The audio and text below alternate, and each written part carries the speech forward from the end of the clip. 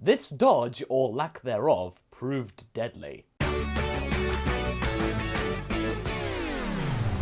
Hey guys, MasakoX here. We are now back with What If Week for February! And we are going to be starting off this month with a brand new scenario. You know, since we're taking a break from the whole Raditz scenario, well, at least until Super wraps up. So today, I'm taking us back to the early days of Dragon Ball Z, with a tale which really came across my mind thanks to somebody on Twitter, and it made me think quite heavily. You know, back when things were much less complicated and the Saiyans were all the rage, we couldn't get enough of them. Now we want enough of them, in some ways. The stage is set for something pretty significant to happen if one small action didn't occur. What if Piccolo never saved Gohan? But Masako, which time did Piccolo save Gohan are you talking about? Yeah, I know. Piccolo saves Gohan is kind of a thing in Dragon Ball, even the movies make fun of it. The occasion that I am talking about is probably what you might describe as the second time that he did. Because remember the time when Piccolo sacrificed himself and his journey from becoming the nemesis of the show to becoming an anti-hero and somewhat ally of the show was completed? Well, let's just say that that end result didn't happen, or it didn't happen quick enough. It is the time of the Saiyan saga. We have lost Tenshinhan and Yamcha, and Nappa is getting sick and tired of these three Earth dweebs getting in his way. Goku has now arrived on Earth and he is busily rushing to the scene in order to start fighting and save the day. But then, Nappa unleashes one of his ultimate attacks, the Bomber DX. It approaches Gohan with such speed and such ferocity that Piccolo isn't able to get there in time. Well, at least fully, like in the original. Not only does Piccolo lose an arm, but Gohan is effectively hit by almost a full blast of the Bomber DX, and it's enough, I think, to end the boy's life pretty quickly. Piccolo is devastated. You may think that just because he didn't save Gohan means he's still a bad guy. No, he still had the journey of actually finding his softer side, it just didn't have the end point. Krillin is also horrified and they both turn to Nappa with a look of anger upon their faces, despite the fact they really can't do much at this point. And this is where Goku shows up. Goku asks where Gohan is because he can't sense his energy. Is he hiding? Has he been beaten up or something? What's going on? But then he turns to see Gohan's body, motionless. His first instinct and assumption is that Piccolo had something to do with it, and he immediately turns to the Namekian, demanding to know what the hell happened. And of course, naturally, he lands a punch on the Namekian in a fit of rage. Piccolo is also stunned and he tries to explain rather flusteredly that he tried to save Gohan but he couldn't make it in time. It was down to that brute Saiyan Nappa over there that did the actual final blow. Goku is now inconsolable. His only son has been slain by his own race. He doesn't know what to do. He wished that these Saiyans never arrived on Earth. Unlike in the anime, where there's a little bit of bravado and Goku powering up rather dramatically, there is none of that here. Goku, he's gonna throw tradition out the window, he powers up instantly. In fact, so instantly that Vegeta can't even read it out off the scouter. But to be fair, he doesn't need to, because Goku is quite clearly wailing on Nappa. Now you might be wondering if Goku has a bit more of a rage boost thanks to Gohan's passing. Well, yeah, let's just say it's over 10,000. The fight continues for a while and things are pretty even despite the slight bump in power thanks to all the frustration and anger and emotions inside Goku. But things start to come to a head when Vegeta unleashes the Powerball technique, and instead of actually winning big on the lottery, Vegeta wins big and grows big into the Great Ape. Despite Goku's increase in power, the fact that if you're going up against a Nazaru, the game is up. Goku then tries to launch a Spirit Bomb, but he's knocked around some more, and eventually his legs are crushed, and the Spirit Bomb is barely holding. He cannot move. Krillin and Piccolo can sense Goku really starting to fail, and they notice the Powerball up in the sky. Piccolo remembering it from times of Gohan's training, and Krillin remembering it from, the old days. When they get closer, the scene is pretty clear. In a fit of desperation, Krillin then tries to launch a Destructo Disc to try and cut off Vegeta's tail, and you know how well that's gonna work. Goku spots Piccolo and tells him to get out of there, so that means they can still use the Dragon Balls and Kami's not whisked away from this mortal coil. Piccolo angrily tells Goku that he can't do that, he can't leave Goku, but Vegeta picks up on this and senses that maybe it's best to take out Piccolo.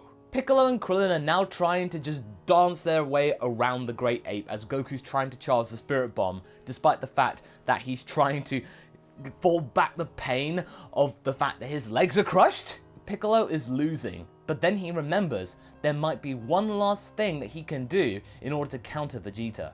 Piccolo powers up and begins to grow in scale in order to actually match the size of the Great Ape, because the super giant Namekian power, yeah, it's back, baby. Yeah, his power's increased quite a bit, but it's not quite the same as Vegeta's, but Vegeta's quite surprised, so he's a bit stumbled right now. He's able to at least hold Vegeta back from crushing Goku. So here we have it. The Great Ape and the giant Namekian duking it out in the wasteland, tearing the scene apart. Having not used this form in a while, Piccolo's now starting to tire out, whereas Vegeta, who's in complete control of his being, is now slowly starting to push Piccolo forward and trying to topple him over, so that means he accidentally crushes Goku and Krillin. Piccolo is knocked down and he's about to be dealt the final blow, but then Yajirobe comes back on the scene, thankfully having the distraction of the giant Piccolo there, and cuts off Vegeta's tail. And then sure enough, Vegeta reverts back to his more humanoid form.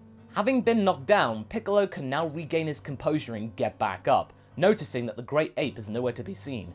He looks down and spots Vegeta, looking very flustered and scared down on the ground. Their eyes meet and Piccolo grins mercilessly. His old pappy King Piccolo is now channeling his evil thoughts throughout Piccolo's mind. With Vegeta distracted, Goku gives the power of the Spirit Bomb to Krillin in order to actually administer it. Piccolo, however, his really brash bravado, is in incredible pain because this form does hurt a lot. Goku tells Krillin to throw the bomb now, but Krillin doesn't want to risk hitting Piccolo in the process. But just then, Piccolo returns to his normal size and crumples down onto the ground in incredible agony. And Vegeta's now looking triumphant, saying, "Ha! It's not so good now, is it, Namekian?" But of course the prince is now really getting cocky, and this is the perfect opportunity for Krillin to throw the bomb in Vegeta's direction. Vegeta's not expecting it, Krillin hurls it, and the area explodes! Vegeta got almost a direct hit thanks to the bomb. He was lucky that it did not actually hit his body, but still, he is now in incredible agony and desperately trying to get back to his ship.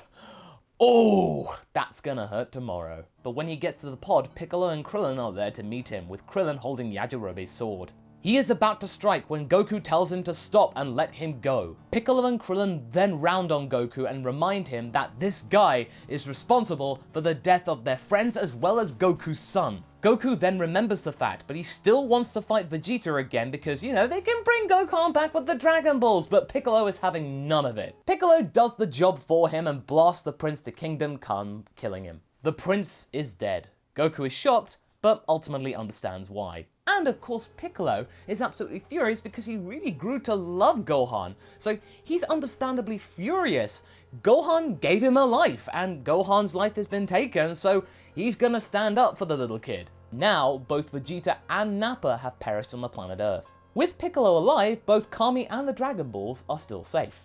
However, there is quite a somber mood because no one is quite sure what to do about the fates of Tenshinhan, Chaozu, Yamcha, and now Gohan. And not to mention all the people that were killed by the Saiyans prior to that. They could use Shenron to wish them all back to life, but remember, they just used them to bring Goku back to life. They're gonna have to wait a whole year to use them again. And there's a rarely acknowledged rule saying that if a person has been dead for over a year, Shenron can't wish them back, even if they hadn't died prior. So maybe there's just a few hours window where they can gather all the Dragon Balls across the world, get back, figure out what they want to wish for, and then use them.